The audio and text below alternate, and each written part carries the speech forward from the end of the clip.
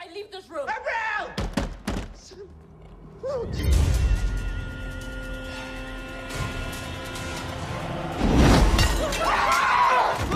Oh, come on! This is going off the scale! No, what are you doing? How fast?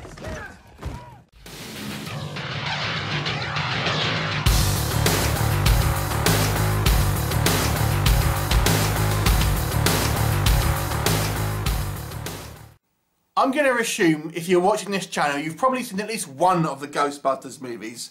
But have you seen the movie House 2, the second story? If the answer is yes, and you may get the creeping feeling of deja vu when you are watching this movie, DeadTectives, by director and co-writer Tony West. So this movie focuses on this group of amateur ghost hunters, and they are doing it for a TV show, faking kind of various kind of shenanigans to get ratings, etc. And it's kind of playful laughs. It's a horror comedy, and their ratings are down, and they are sent to a apparent super haunted house in Mexico. And when they are there, they discover that obviously the ghosts are real. One of their members gets killed and actually comes back as a ghost, who then is able to kind of interact with other ghosts and kind of helps the team as a ghost. And they have to try and defeat a dark menace that is kind of plaguing this kind of this particular house.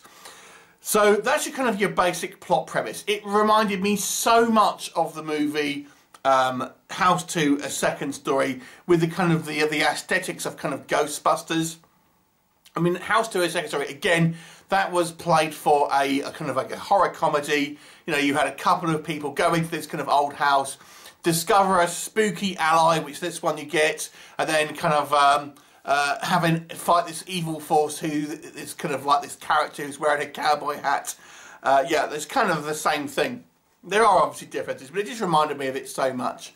So let's talk about what works, first of all, with DeadTectives. First of all, great name, I have to say, so that's pretty good. This one is a Shudder exclusive, so that's where you can find it.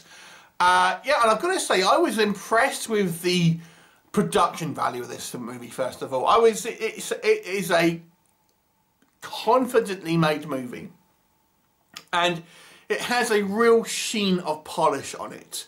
So what I mean is, when you watch this film, it just looks like they are using good sets, you know, good camera equipment. Everything looks like it's fairly top drawer for a kind of a lower budget kind of horror film, but it just looks like it has that kind of like that studio polish, so to speak. Despite this fact, obviously, it's a kind of obviously a lower budget movie, but it does have that shimmer of made by committee feel to it, which is a good and bad thing. But yeah, it looks visually interesting. The set looks good. The set dressings are all very good.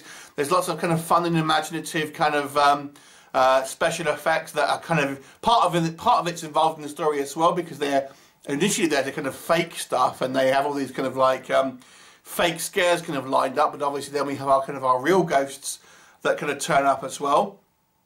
The second half I feel actually picks up quite a lot, and that does have some fun elements, particularly when we have our ghostly ally, so to speak, who kind of joins in, and there are some kind of quite funny gags that are to do with that, without giving away any sort of spoilers.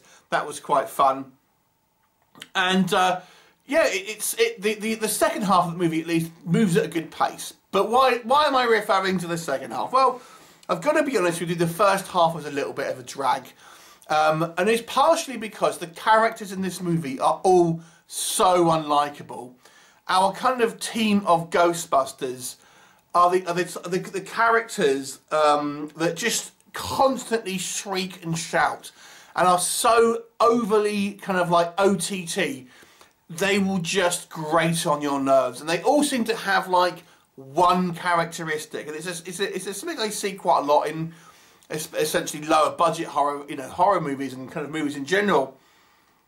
You have a character who has one defining trait, and that's pretty much it. We've got the guy who is a bit of a nerd and kind of just kind of believes in stuff, and the leader who is just kind of brash, super kind of loud and is constantly shouting. The girl who is the sort of the heart of the group and is always kind of like having to kind of rein the boy in and all of this. they're just characters who are very annoying to look at on screen. I've got to be honest with you. They did start to grow on me, at least some of them, but not all, started to grow on me in the second half of the movie. The one who has Mexican heritage, shall we say, I found was the most interesting character, and who actually kind of grew me to a certain degree. But everyone else, I've got to be honest, still continued to annoy me. It was just this one character who I felt actually did have a little bit of something to do and a little bit of sympathy in his character development, but everyone else was just shrill, quite frankly annoying. You don't root for these people. And I've got to say, the aesthetics are so borrowed from other things. I mean, like I said, this movie really just kind of mashes up Ghostbusters and The House 2. It's just a kind of a mishmash of those films. I mean, there are some kind of fun things that it does, and there are some opportunities where that you felt could have been taken longer. I mean, there's a moment where someone who is possessed is attacking someone, and then we're kind of like our kind of like hero ghost, so to speak, is trying to then doubly possess this person to kind of fight. And there's some quite interesting language that is involved in regards to trying to describe what to do. And it would have been funny to kind of play up that a little bit if it's kind of a more of you know, an R-rated humour, shall we say, but they don't really do that. It almost seems like they just happened upon it. Yeah, it's just kind of, it's a nice looking film. I think more could have been done with the ghosts, if I'm honest. I mean, the ghosts, considering we have this world where in the actual movie, the special effects, what they're doing, looks quite good. The actual makeup that we see with the ghosts is a little bit disappointing, to be honest. Not bad, but I think more could have been done with that. But there are some funny moments. The second half is a lot better than the first.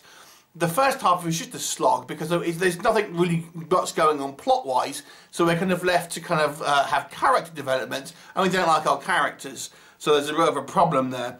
I think maybe the humour and the kind of the characters are just like, they seem like they're from a cartoon, but yeah, it's just, I don't think it quite meshes for me. Probably a lot like House 2 from some people, to be honest with you, compared to the first film. Yeah, so you can say this as kind of like Ghostbusters 2016 mixed with House 2. There you go. It's okay. I'll give it a 5 out of 10. Have you seen it? What did you think of it? Leave me a comment and I'll look forward to seeing you next time. Bye for now.